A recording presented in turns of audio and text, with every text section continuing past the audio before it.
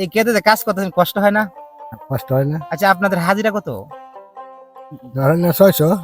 600 টাকা হাজিরা দে। হ্যাঁ। বলছিলাম এই যে আপনার মরিচ খেতে যে একটা বিসি পাই না।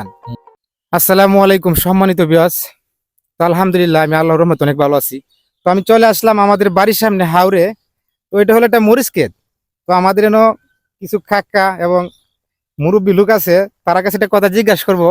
মরিচ ক্ষেত বিসি বাইন্ডানির পরে কতদিন পরে মরিচ ধরে?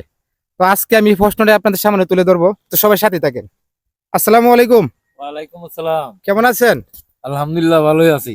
আচ্ছা, এই ক্ষেতের মালিক কি আপনি? জি। আচ্ছা, আমি একটা কথা জিজ্ঞেস করতাম, যদি আপনি কোনো বাজে ভাবে কিছু না নেন। না বলেন।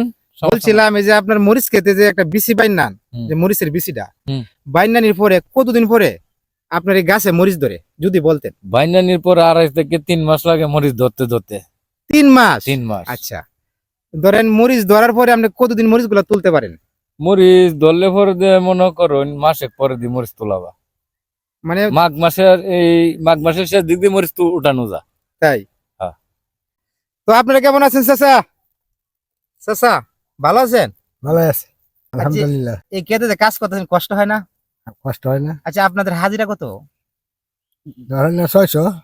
600 টাকা হাজিরা দে। হ্যাঁ। ভাত খাও আপনারা রে?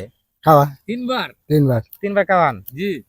আচ্ছা আচ্ছা, তাহলে তো এটা ভালোই, মানে 3বার খাওয়া তো ঘুরে সাড়ি ভেঙেছে। 600 টাকা হাজিরা 3বার খাওয়া, তবে আমাদের এলাকা কাজ চলতেছে বর্তমানে। তো আপনাদের জন্য দোয়া রইলো, আপনি দোয়া করেন আমার জন্য।